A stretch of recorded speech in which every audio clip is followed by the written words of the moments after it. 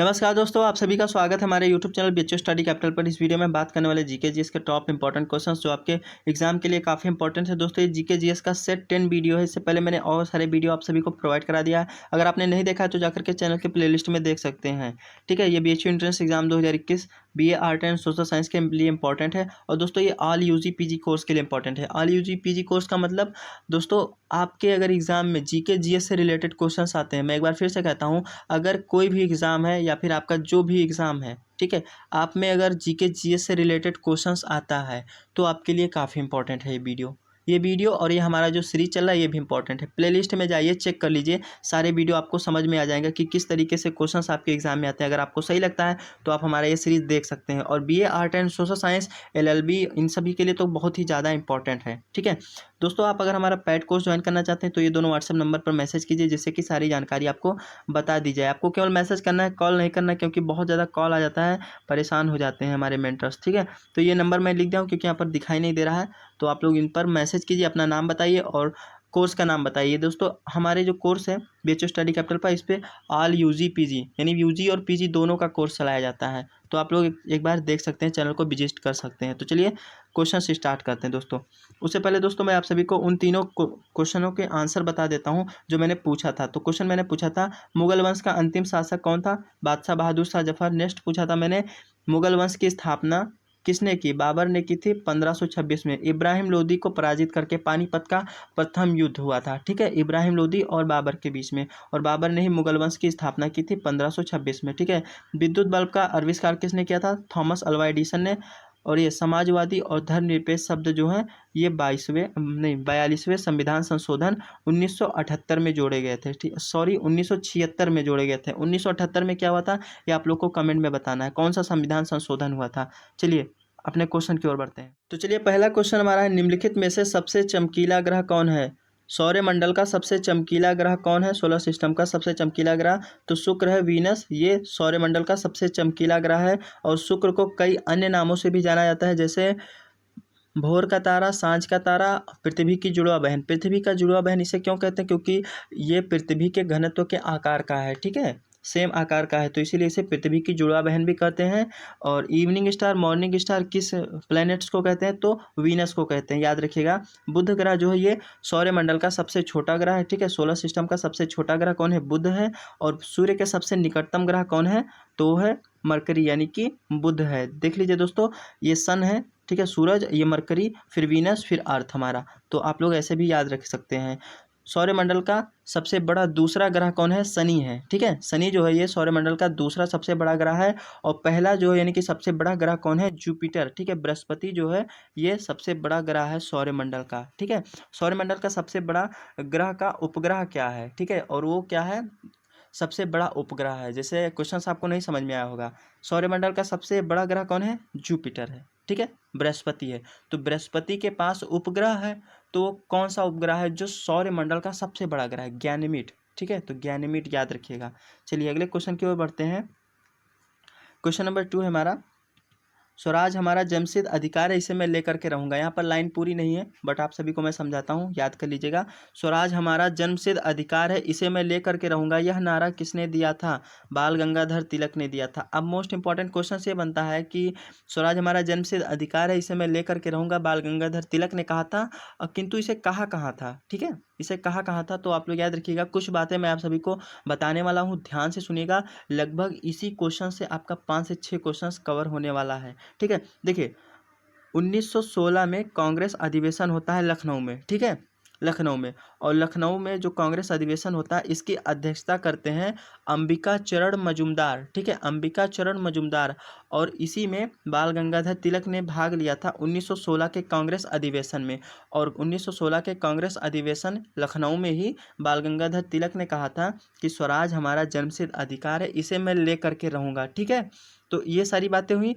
अब देखिए, ये फेमस किस लिए है? ये कांग्रेस अधिवेशन जो है ये प्रसिद्ध इसलिए है क्योंकि 1916 कांग्रेस अधिवेशन लखनऊ में नरम दल और गरम दल, ठीक है, नरम दल और गरम दल आपस में एक हो गए थे, और साथ में मुस्लिम लीग भी। ठीक है, और इसी में बाल गंगाधर तिलक ने भाग लिया था। बाल गंगाधर तिलक जो हैं ये गरम दल के नेता थे। ठीक है, गरम दल के नेता थे, तो आप लोग ये भी याद रखिएगा।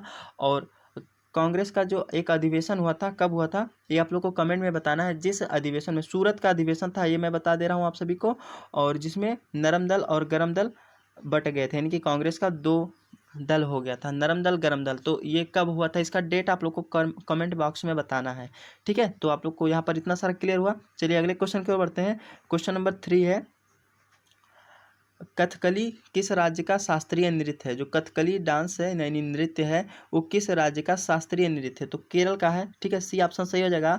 केरल में मोहिनी अट्टम भी है, ठीक है। तो मोहिनी अट्टम और कथकली ये दोनों आप लोग याद रखिएगा। आंध्र प्रदेश का कुचिपुड़ी, ठीक है, कुचिपुड़ी। गुजरात का जो है ये गरबा, और उड़ीसा का ओडिसी, ओडिशा का ओडिसी, ऐसे करके भी आप लोग याद कर सकते हैं। दोस्तों मैं जितने भी वीडियो बनाता हूं उसमें अधिक से अधिक क्वेश्चंस कवर कराने की कोशिश करता हूं। मैं लाता तो 10 क्वेश्चन हूं, 10 क्वेश्चन लेकर के आता हूं, बट कहीं ना कहीं मैं आप सभी को 20 क्वेश्चन से कम नहीं करा के जाता हूं। 15 से 20 क्वेश्चन से अधिक क्वेश्चन मैं आप सभी को पढ़ा के जाता हूँ। तो मेरे सारे वीडियो देख लीजिए।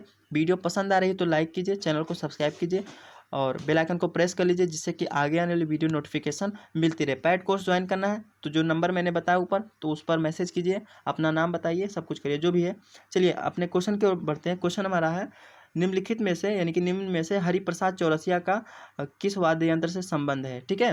यानी कि निम्न में से हरिप्रसाद चौरसिया किस वाद्य यंत्र से संबंधित है। तो किस वादक यंत्र से संबंधित है, तो किससे है, तो बांसुरी से है, ठीक है, बांसुरी से। तो आप लोग याद रखिएगा। सितार का जनक किसे कहा जाता है, अमीर खुसरो को कहा जाता है, ठीक है, अमीर खुसरो को सितार का जनक कहा जाता है, और तबला का भी जनक कहा जाता है। आप लोग को कमेंट में ये क्वेश्चन बताना है।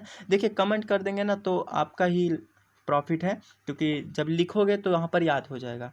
अगर याद नहीं है तो गूगल से जाइए, सर्च कीजिए कि सितार और तबला का जो जनक है जिसका नाम है अमीर खुसरो, वो किसके शासन काल में रहता था, यानी कि किस शासक के दरबार में रहता था। तो आप लोग को बताना है। मैं यहाँ पर बता देता हूँ, कुतुबुद्दीन ऐबक, इल्तुतमिश, अलाउद्दीन खिलजी, फिरोज शाह तुगलक, ठीक है। ये सभी आप लोग याद रख लीजिए। इनमें से कौन है ये आप लोग को कमेंट में बताना है। तो इस क्वेश्चन का सही आंसर हो जाएगा बी, बांसुरी से हरिप्रसाद चौरसिया का संबंध है।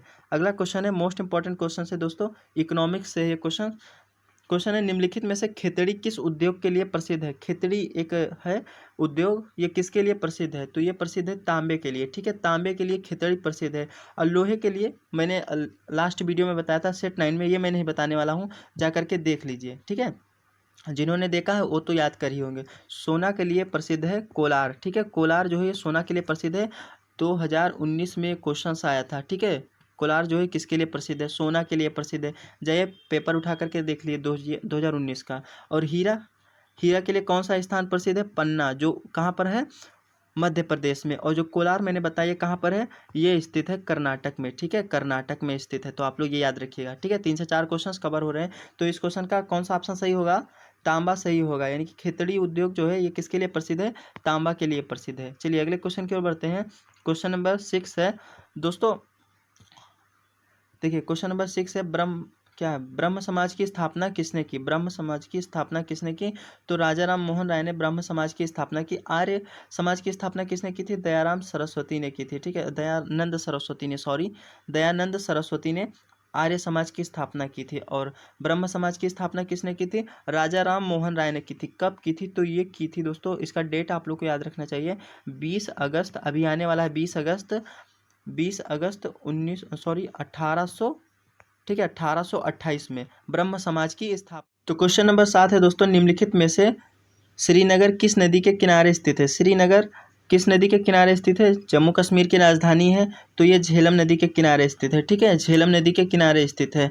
सिंधु नदी, चेनाब नदी, सतलज नदी, ठीक है, ये सारी नदियाँ कहाँ हैं, ये सारी नदियाँ कश्मीर, पंजाब, हरियाणा और हिमाचल प्रदेश के क्षेत्र में है। और ये जितनी नदियाँ हैं, चारों नदियाँ ये कहाँ जाती हैं, ये पाकिस्तान से होकर के अरब सागर में गिर जाती हैं। और इसमें चिनाब नदी, सतलज नदी और झेलम नदी जो है ये सिंधु नदी की सहायक नदी है, ठीक है, सहायक नदी है। तो आप लोग याद रखिएगा, सिंधु नदी का उद्गम स्थल कहाँ से है, मानसरोवर से, ठीक है, मानसरोवर से, तिब्बत के मानसरोवर से। और सतलज नदी का भी तिब्बत के मानसरोवर के निकट राकसताल से है, ठीक है, राकसताल झील से है। चिनाब नदी का उद्गम स्थल कहाँ है, ठीक है। तो ये हिमाचल प्रदेश में बाड़ा लाचा दर्रा जान रहे हैं ना, बाड़ा लाचा दर्रा कहाँ स्थित है, हिमाचल प्रदेश में है। तो हिमाचल के बाड़ा लाचा दर्रा से चेनाब नदी का उद्गम स्थल है, ठीक है, उद्गम होता है।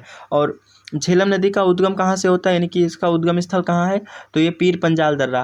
आप लोग याद रखिएगा, आप लोग को कमेंट में बताना है कि पीर पंजाल दर्रा किस राज्य में पड़ता है। तो दोस्तों आप देख रहे होंगे कि मैं एक क्वेश्चन को लेकर के कितने सारे क्वेश्चन आप सभी को बता देता हूँ, ठीक है। ऐसा नहीं है कि मैं 10 क्वेश्चंस लेकर के आता हूँ और बस जल्दी जल्दी पढ़ा के चला जाता हूँ मैं।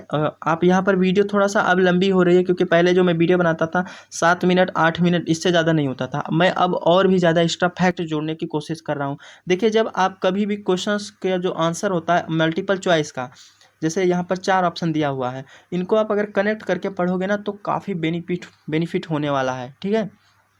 और मेरा काम यही रहता है कि मैं जितने भी ऑप्शंस हैं, जितना भी क्वेश्चन बन सकता है एक क्वेश्चन पर, उन सभी को सॉल्व कराने की कोशिश करता हूं। तो अगर वीडियो पसंद आ रही है भाई तो शेयर करना, लाइक करना और चैनल को सब्सक्राइब करना। और जल्द ही दोस्तों मिलते हैं लाइव सेशन में, ठीक है। लाइव सेशन में स्टार्ट करने वाला हूं जल्दी PDF पर ही होगा। आप सभी को 30 से 40-50 क्वेश्चंस लेकर के आऊँगा। अब उसका टाइम आप सभी को बता दिया जाएगा, ठीक है। तो उसके साथ भी जुड़िए। आप लोगों को कमेंट में ये बताना है कि क्या लाइव सेशंस करना ज़रूरी है या नहीं, मतलब करना चाहिए या नहीं चाहिए। आपके एंट्रेंस एग्जाम भी आ रहे हैं और हम लोग सोच रहे हैं अपने चैनल पर लाइव सेशन लेकर के आए। चलिए खैर छोड़िए, यहाँ पर बहुत ज़्यादा मैं बात कर दिया, उसके लिए सॉरी, बताना ज़रूरी था इन्फॉर्मेशन, ठीक है।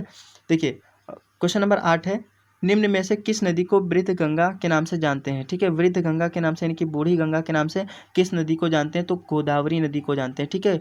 गोदावरी नदी ये कहाँ पर स्थित है, ये महाराष्ट्र में है। नासिक एक शहर है जो किस नदी के किनारे स्थित है, तो गोदावरी नदी के किनारे स्थित है। त्र्यंबकेश्वर इसका उद्गम स्थल है, महाराष्ट्र में, नासिक में ही है।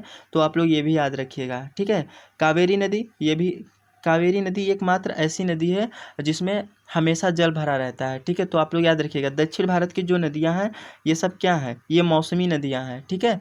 मौसमी नदियां यानी कि जब बारिश होगा तभी इसमें जल आएगा, लेकिन ये जो कावेरी नदी है इसमें हमेशा जल रहता है। एक्चुअली इसका रीज़न है जो मैं ज्योग्राफी के लेक्चर्स में बताया हूँ, और आप लोग को अगर देखना है तो आप लोग हमारा पैड कोर्स ज्वाइन कीजिए, वहाँ पर आप सभी को मिल जाएगा। चलिए अगले क्वेश्चन की ओर बढ़ते हैं। क्वेश्चन नंबर 9 है, क्वेश्चन नंबर 9 है, सर्वाधिक वर्षा वाला स्थान मौसीराम किस राज्य में है, ठीक है। किस राज्य में है मौसीराम, यहाँ पर सर्वाधिक वर्षा होता है, तो ये है मेघालय में, ठीक है। मेघालय में है।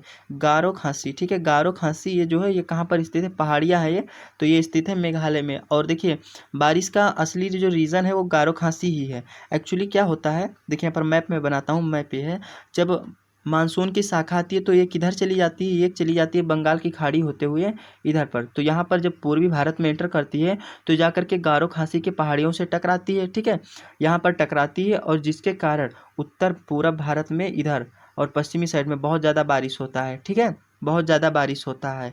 तो ये काफ़ी इंपॉर्टेंट है, ये सब ज्योग्राफी का है और ये बहुत इंपॉर्टेंट है, आप लोग को पढ़ना है। अब मैं टिप दे देता हूँ कि आप लोग को ये टॉपिक पढ़ना है, तो आप लोग जा करके पढ़ लीजिएगा, भारत का जलवायु, ठीक है। चलिए यहाँ पर क्या आंसर सही था, सी ऑप्शन सही होगा। नेक्स्ट क्वेश्चन की ओर बढ़ते हैं। नेक्स्ट क्वेश्चन है, मोस्ट इंपॉर्टेंट क्वेश्चन है, मेजर ध्यानचंद्र का संबंध निम्नलिखित में से किस खेल से है। मेजर ध्यानचंद्र का संबंध निम्नलिखित में से किस खेल से, तो इनका यहाँ पर दोस्तों ऑप्शन सही होगा डी ऑप्शन, इनमें से कोई नहीं, ठीक है, इनमें से कोई नहीं। ऐसे भी क्वेश्चंस आ सकते हैं कि अगर क्वेश्चन जो होगा, ऑप्शन जो सही होगा वो दिया ही नहीं गया होगा, ठीक है, दिया ही नहीं गया होगा, तो ऐसे आ सकता है। तो इनमें से कोई नहीं, इनका जो संबंध था वो हॉकी से था, ठीक है, हॉकी से था। और मेजर ध्यानचंद के जन्म दिवस के उत्सव में, मतलब उपलक्ष्य में, हम लोग 29 अगस्त को, ठीक है, 29 अगस्त को खेल दिवस के रूप में मनाते हैं, ठीक है। आई होप दोस्तों आप सभी को सारे क्वेश्चंस याद हो गए होंगे। मैं कोशिश करता हूँ कि अच्छे से एक्सप्लेन करूँ। अब देखिए, अब मैं उन 3 क्वेश्चंस में आपसे पूछता हूँ जिसके आंसर आप सभी को कमेंट बॉक्स में बताने हैं। पहला क्वेश्चन है, यमुना नदी, देखिए यमुना नदी गंगा नदी की सबसे बड़ी सहायक नदी है, ठीक है। चलिए भाई, सच है कि यमुना नदी गंगा नदी की सबसे बड़ी सहायक नदी है, तो बताइए यमुना नदी की सबसे बड़ी सहायक नदी कौन है। जिस प्रकार से गंगा नदी की सबसे बड़ी सहायक नदी यमुना नदी है, तो यमुना नदी की सबसे बड़ी सहायक नदी कौन है, आप लोग को कमेंट बॉक्स में बताना है। मैं क्वेश्चन 2-4 बता देता हूँ, मतलब ऑप्शन बता दे रहा हूँ। चंबल, बेतवा और सीन नदी, ठीक है, ये तीनों हैं, और मतलब इन्हीं तीनों में से कोई एक है, तो आप लोग को बताना है, ठीक है। नेक्स्ट क्वेश्चन है, कर्क रेखा भारत के 8 राज्यों से गुजरती है, ठीक है। कर्क रेखा जो है ये भारत के 8 राज्यों से गुजरती है। तो ये आप लोग को कमेंट में बताना है वो कौन से 8 राज्य हैं, ठीक है।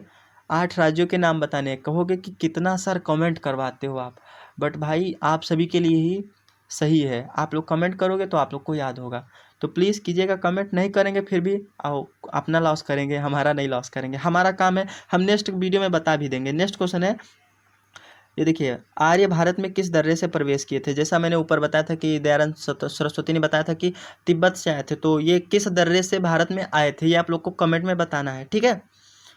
और आप लोग को ये भी कमेंट में बताना है कि जो कर्क रेखा है, चलिए मैं बता दे रहा हूँ। पृथ्वी पर 3 रेखाएं खींची गई हैं, विषुवत रेखा, कर्क रेखा और मकर रेखा, ठीक है। कर्क रेखा जो ये 23.5 डिग्री पर है और मकर रेखा भी 23.5 डिग्री पर, और जो विषुवत रेखा है ये 0 डिग्री पर है, ठीक है।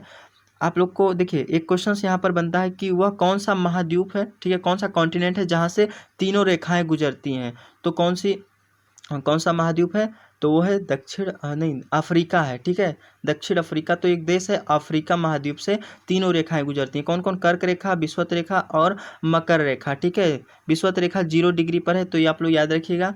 और जो कर्क रेखा है ये भारत में है, और भारत में कर्क रेखा को एक नदी है जो 2 बार काटती है, जिसका नाम क्या है, माही नदी। माही नदी कर्क रेखा को 2 बार काटती है। बहुत ज़्यादा क्वेश्चन मैंने कवर करा दिया, ठीक है दोस्तों। तो चलिए मिलते हैं नेक्स्ट वीडियो में। अगर आप मुझे पर्सनली मैसेज करना चाहते हैं तो इंस्टाग्राम पर कर सकते हैं। मेरा इंस्टाग्राम ID है विनय प्रजापति 3388, ठीक है, वहाँ पर कर सकते हैं। और BHU ब्लॉग करके मेरा एक पेज है जो इंस्टाग्राम पर है। मैं BHU से रिलेटेड मोटिवेशनल वीडियोज़ और पिक्चर्स अपलोड करता हूँ, तो उसे भी आप फॉलो कर सकते हैं। वहाँ पर मुझे डायरेक्टली मैसेज कर सकते हैं, जो भी डाउट है मुझसे बात कर सकते हैं, ठीक है दोस्तों। मिलते हैं नेक्स्ट वीडियो में। सारे क्वेश्चंस के आंसर आप लोग को कमेंट में बताने हैं, ओके।